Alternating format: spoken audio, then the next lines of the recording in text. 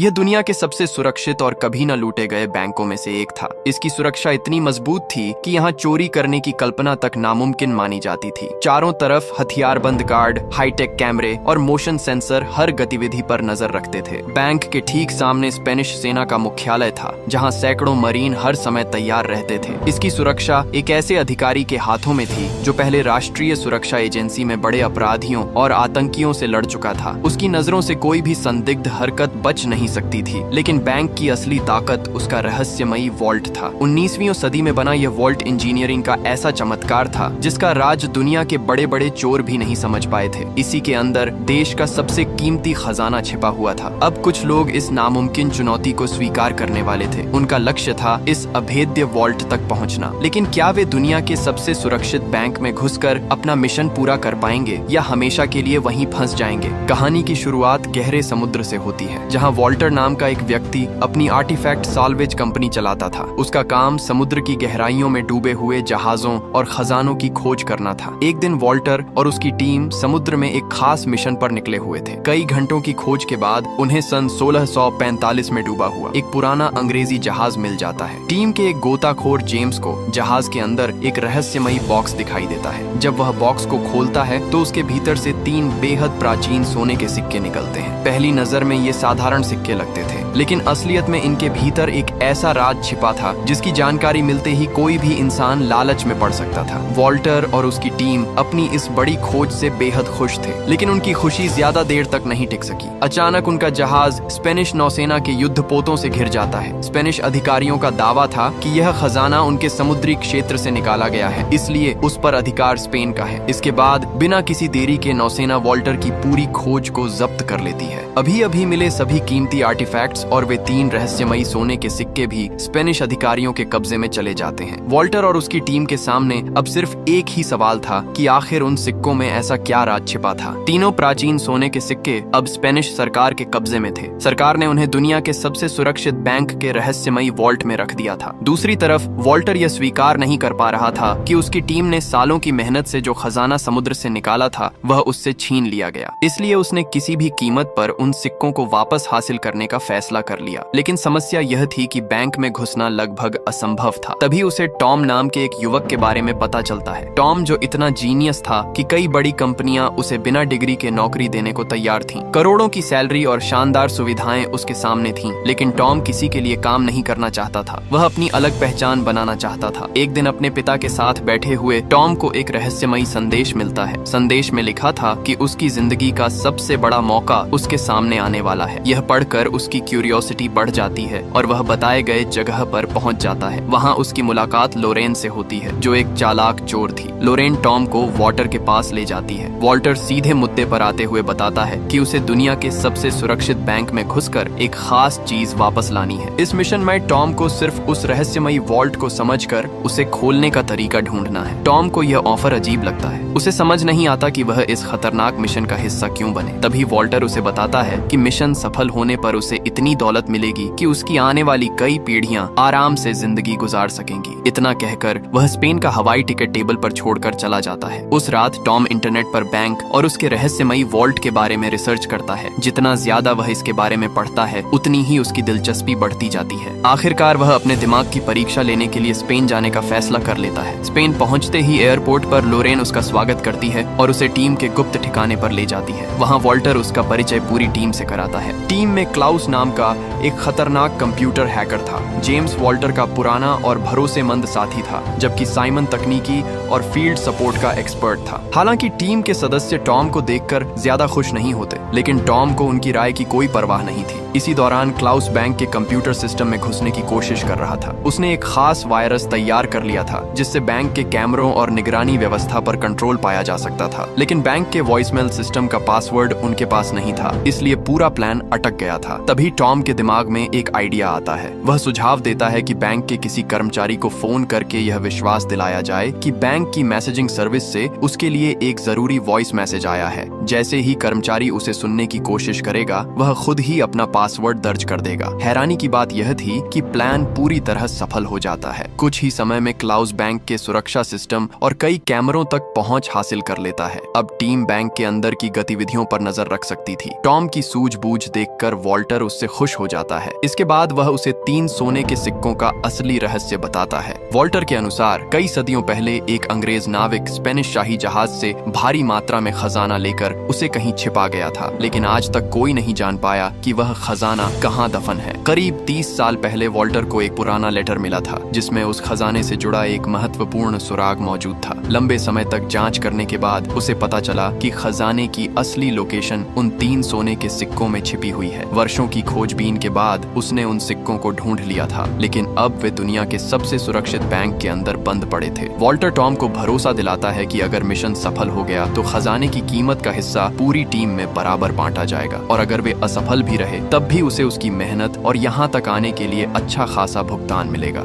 इसके बाद पूरी टीम ऑपरेशन की योजना बनाने बैठती है। सबसे पहले उन्हें बैंक की सुरक्षा के अंदर पहुंचना था। इसके लिए उन्होंने एक इंडस्ट्रियल क्लीनिंग कंपनी को फोन करके बैंक की तरफ से झूठा संदेश भिजवाया कि कुछ दिनों तक सफाई का काम रद्द कर दिया गया है क्योंकि अलार्म सिस्टम में तकनीकी समस्या चल रही है। योजना के अनुसार साइमन और टॉम सफाई कर्मचारियों का भेष बनाकर बैंक पहुंचते हैं। दोनों अपनी किरदार इतनी स्वाभाविक तरीके से निभाते हैं कि सुरक्षा जांच के दौरान किसी को उन पर जरा भी शक नहीं होता। कुछ ही देर में वे बैंक के अंदर पहुंच जाते हैं और अपने अपने काम में लग जाते हैं। उधर लोरेन भी अपने मिशन पर निकल पड़ती है। वह खुद को एक आर्ट एक्सपर्ट बताकर बैंक में प्रवेश करती है। वह पूरे आत्मविश्वास के साथ अंदर जाती है और बैंक की सुरक्षा का प्रमुख गुस्तावो खुद उससे मिलने आता है। पेंटिंग्स के बारे में उसकी जानकारी देखकर गुस्तावो को उस पर बिल्कुल भी शक नहीं होता, लेकिन लोरेन पहले से ही एक खास योजना बनाकर आई थी। बातचीत के दौरान वह जानबूझकर अपना ड्रिंक गुस्तावो को पकड़ने के लिए देती है। उसका असली मकसद उसके फिंगरप्रिंट हासिल करना था। इसी बीच क्लाउस अपने गुप्त ठिकाने से कैमरों के जरिए पूरी ऑपरेशन पर नजर रख रहा था। उसके निर्देश पर साइमन चुपके से बैंक के एक टेक्निकल कमरे में पहुंचता है और वहां मौजूद नेटवर्क पोर्ट से अपना डिवाइस जोड़ देता है। अब क्लाउस को बैंक के सुरक्षा सिस्टम और निगरानी नेटवर्क तक पहुंच मिलने लगती है। दूसरी तरफ लोरेन को बैंक के अध्यक्ष के कार्यालय में ले जाया जाता है, जहां उसे दुर्लभ पेंटिंग्स की जांच करनी थी।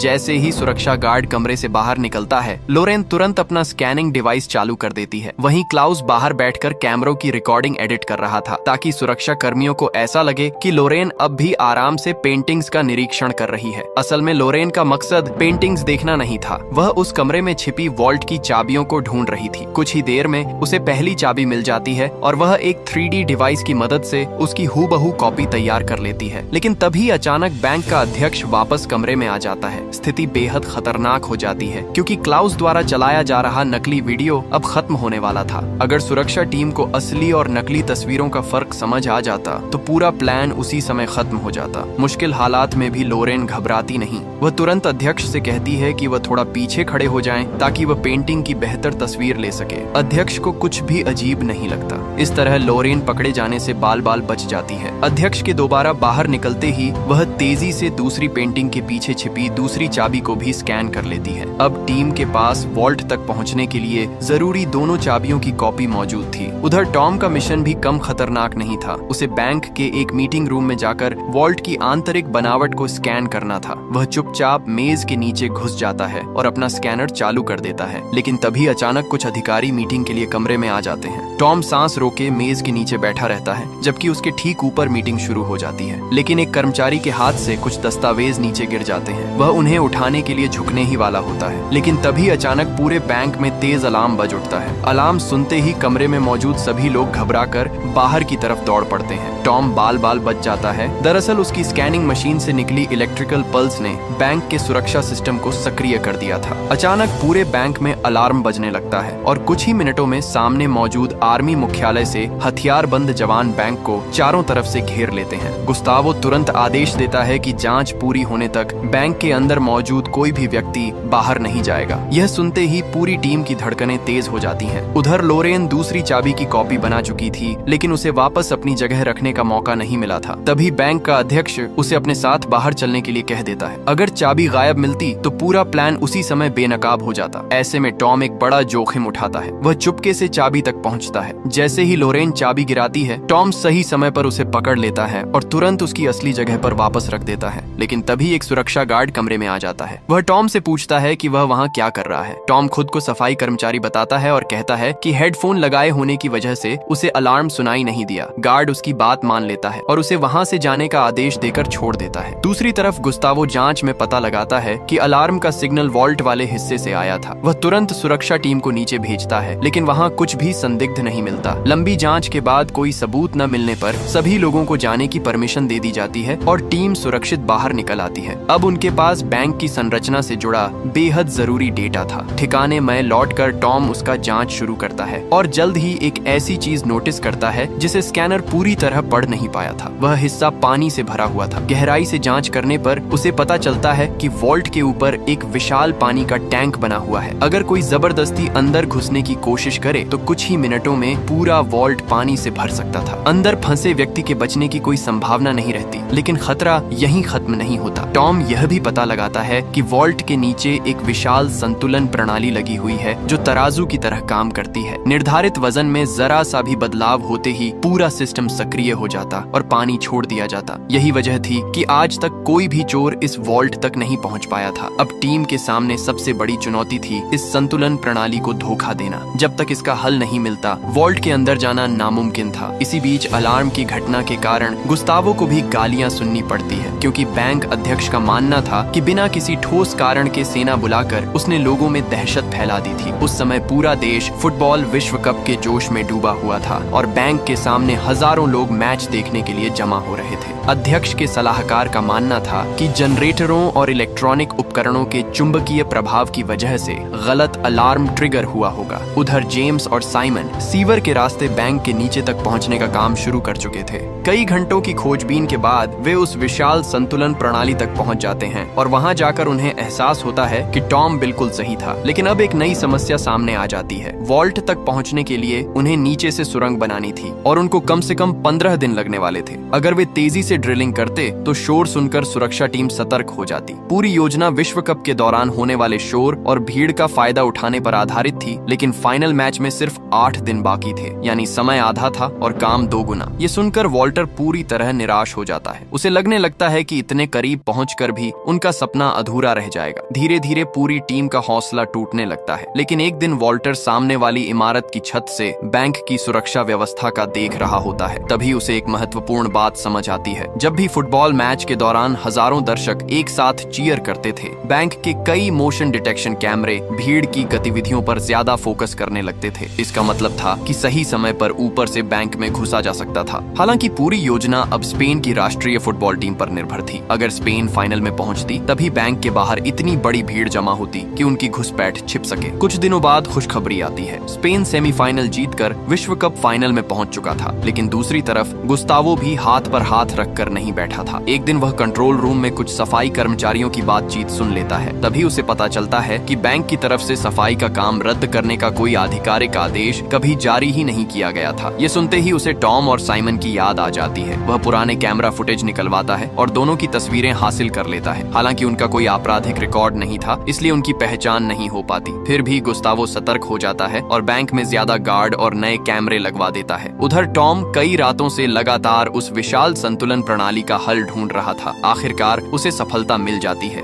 उसे पता चलता है कि अगर उस तराजू जैसी प्रणाली को ठंडा कर दिया जाए तो उसे कुछ समय के लिए बंद किया जा सकता है। इसके लिए भारी मात्रा में लिक्विड नाइट्रोजन की जरूरत थी। टॉम बताता है कि करीब 500 किलोग्राम नाइट्रोजन सिस्टम को जाम करने के लिए बहुत होगी। प्लान तैयार होते ही आखिरी तैयारियां शुरू हो जाती हैं। सबसे पहले गुस्तावो के फिंगरप्रिंट की नकली कॉपी बनाई जाती है। फिर वॉल्ट की दोनों चाबियां तैयार की जाती है। इसी दौरान वॉल्टर 3 नकली सोने के सिक्के भी बनवाता है। आखिरकार वह दिन आ जाता है जिसका सभी को इंतजार था। स्पेन और नीदरलैंड के बीच विश्व कप फाइनल शुरू होने वाला था। पूरा देश जश्न में डूबा हुआ था। बैंक के सामने वाला विशाल चौक हजारों दर्शकों से भर चुका था। प्लान के अनुसार टॉम, लोरेन और जेम्स सामने वाली इमारत की छत पर पहुंचते हैं। वहां से वे रस्सियों के सहारे झूलते हुए बैंक की छत तक पहुंचते हैं। फिर कट्टर की मदद से कांच काटकर धीरे धीरे बैंक के अंदर उतर जाते हैं। दूसरी तरफ क्लाउस अपने कंप्यूटर पर बैंक की हर गतिविधि पर नजर रखे हुए था। वह लगातार गार्डों की लोकेशन और उनकी गतिविधियों की जानकारी टीम तक पहुंचा रहा था। उसके निर्देशों की वजह से तीनों बिना किसी की नजर में आए आगे बढ़ते रहते हैं। कुछ देर बाद वे वेंटिलेशन सिस्टम के अंदर पहुंच जाते हैं और रेंगते हुए वॉल्ट की तरफ बढ़ने लगते हैं। लेकिन इसी समय गुस्तावो का शक और भी बढ़ चुका था। फाइनल मैच चल रहा था, फिर भी उसका पूरा ध्यान बैंक की सुरक्षा पर था। उसे महसूस हो रहा था कि चोर आज ही हमला करने वाले हैं। उधर वेंटिलेशन डक्ट के भीतर आगे बढ़ते हुए टॉम, लोरेन और जेम्स एक बेहद खतरनाक जगह पर पहुंच जाते हैं। उनके सामने दो संरचनाओं के बीच एक विशाल खाली हिस्सा था, जिसके नीचे गहरी खाई जैसी दूरी दिखाई दे रही थी। तीनों अपने साथ लाए गए हिस्सों को जोड़कर एक सीढ़ी बनाते हैं और उसे पुल की तरह इस्तेमाल करते हैं। सबसे पहले टॉम और लोरेन सुरक्षित दूसरी तरफ पहुंच जाते हैं। आखिर में जेम्स सीढ़ी पर चढ़ता है, लेकिन जैसे ही वह बीच तक पहुंचता है, सीढ़ी अचानक खिसकने लगती है। एक ही पल में उसकी जान खतरे में पड़ जाती है और वह पूरी ताकत लगाकर खुद को संभालने की कोशिश करने लगता है। लेकिन जैसे ही जेम्स का संतुलन बिगड़ता है, टॉम तुरंत उसका हाथ पकड़ लेता है। कुछ सेकंड के बाद टॉम और लोरेन मिलकर उसे सुरक्षित दूसरी तरफ खींच लेते हैं। उधर क्लाउस भी अपना काम पूरा कर चुका था।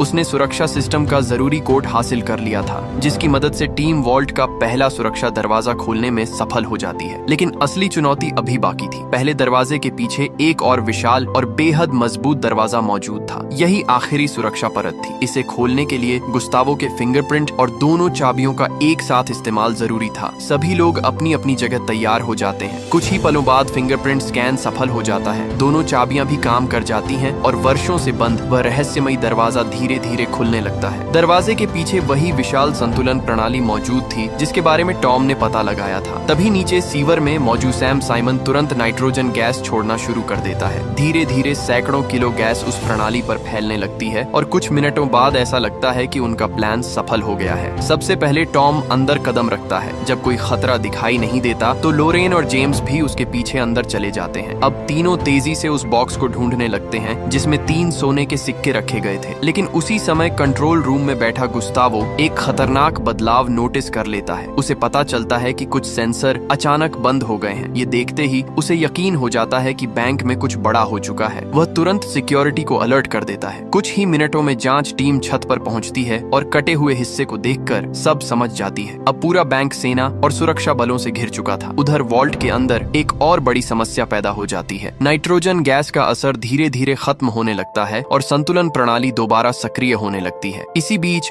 लोरेन आखिरकार वह बॉक्स ढूंढ लेती है, जिसके लिए उन्होंने इतना बड़ा जोखिम उठाया था। लेकिन तभी कहानी में एक बड़ा मोड़ आता है। जैसे ही जेम्स बॉक्स को देखता है, वह अचानक अपनी बंदूक निकालकर टॉम और लोरेन पर तान देता है। दोनों हैरान रह जाते हैं। तभी जेम्स अपनी असली पहचान बताता है। वह कोई साधारण खजाना खोजने वाला नहीं, बल्कि ब्रिटिश क्राउन का एक गुप्त एजेंट था। उसका मिशन किसी भी कीमत पर उन सिक्कों को ब्रिटेन वापस ले जाना था। उधर संतुलन प्रणाली भी फिर से सक्रिय हो चुकी थी। खतरे को समझते हुए लोरेन मजबूरी में बॉक्स जेम्स की तरफ फेंक देती है और टॉम के साथ बाहर निकलने की कोशिश करती है, लेकिन वे 1 सेकंड देर कर चुके थे। भारी सुरक्षा दरवाजा अचानक बंद हो जाता है और तीनों वॉल्ट के अंदर फंस जाते हैं। अगले ही पल ऊपर लगे पाइपों से तेज गति से पानी निकलना शुरू हो जाता है। धीरे धीरे पूरा वॉल्ट पानी से भरने लगता है। उधर सेना भी बैंक के अंदर घुस चुकी थी और तेजी से वॉल्ट की तरफ बढ़ रही थी। अंदर मौजूद तीनों लोगों की हालत खराब हो चुकी थी, लेकिन जेम्स इस स्थिति के लिए पहले तैयार था। पानी बढ़ते ही वह नीचे मौजूद ड्रेनेज पाइप के रास्ते बाहर निकलने की कोशिश करने लगता है। दूसरी तरफ टॉम और लोरेन के पास ऐसा कोई रास्ता नहीं था। कुछ ही मिनटों में पानी उनकी गर्दन तक पहुंच जाता है। दोनों समझ जाते हैं कि अगर पानी नहीं रुका तो उनकी मौत तय है। लेकिन मौत के इतने करीब पहुंचकर भी टॉम हार नहीं मानता। अचानक उसके दिमाग में एक जरूरी बात आती है। उसे एहसास होता है कि समस्या पानी नहीं बल्कि वजन था। वह तुरंत साइमन को संदेश भेजता है और कहता है कि किसी भी तरह संतुलन प्रणाली पर ज्यादा से ज्यादा वजन बढ़ाया जाए। साइमन बिना समय गंवाए खाली नाइट्रोजन सिलेंडरों को सिस्टम पर रखना शुरू कर देता है। जब उससे भी काम नहीं बनता तो वह खुद भी वहां बैठ जाता है ताकि वजन और बढ़ सके। उधर क्लाउस और वॉल्टर बेस पर बैठकर बेचैनी से सब कुछ देख रहे थे। दोनों अपने साथियों की सलामती की दुआ मांग रहे थे और तभी एक चमत्कार होता है। अचानक पाइपों से निकल रहा पानी कम होने लगता है। कुछ ही पलों में उसका बहाव पूरी तरह बंद हो जाता है। इसी दौरान वॉल्ट तक पहुंचने का रास्ता भी खुल जाता है। कुछ ही देर में गुस्तावो और उसके सुरक्षा कर्मी अंदर पहुंच जाते हैं, लेकिन वहां का दृश्य देखकर सभी हैरान रह जाते हैं। वॉल्ट पूरी तरह खाली था। न वहां कोई चोर था और न ही कोई सुराग। गुस्तावो समझ नहीं पाता कि वे लोग उसकी आंखों के सामने से गायब कैसे हो गए। काफी देर की जांच के बाद उसे सच्चाई का अंदाजा होता है। चालाक चोर वॉल्ट से से निकलकर पानी की एग्जिट वाली पाइपलाइन और वेंटिलेशन सिस्टम के रास्ते फरार हो चुके थे। गुस्तावो यकीन था कि वे अभी चोर ज्यादा दूर नहीं गए होंगे, इसलिए वह तुरंत सैनिकों और सिक्योरिटी को पूरे बैंक के आसपास तैनात कर देता है। उधर टॉम और लोरेन पुराने वेंटिलेशन डक्ट के रास्ते भाग रहे थे, लेकिन इस बार हालात पहले से ज्यादा मुश्किल थे क्योंकि बैंक के लगभग सभी रास्तों को सैनिकों ने घेर लिया था। क्लाउस भी कैमरों के जरिए उनकी मदद नहीं कर पा रहा था। तभी लोरेन को एक पुरानी बात याद आती है। वह टॉम को अपने पीछे आने के लिए कहती है और दोनों तेजी से तीसरी मंजिल की ओर बढ़ने लगते हैं, जबकि सुरक्षा बल उनके पीछे लगे होते हैं। कुछ देर बाद वे बैंक अध्यक्ष के ऑफिस में पहुंच जाते हैं। दूसरी तरफ गुस्तावो को सूचना मिलती है कि दोनों चोर इसी कमरे में घुसे हैं। ये सुनकर उसे लगता है कि अब वे बच नहीं पाएंगे,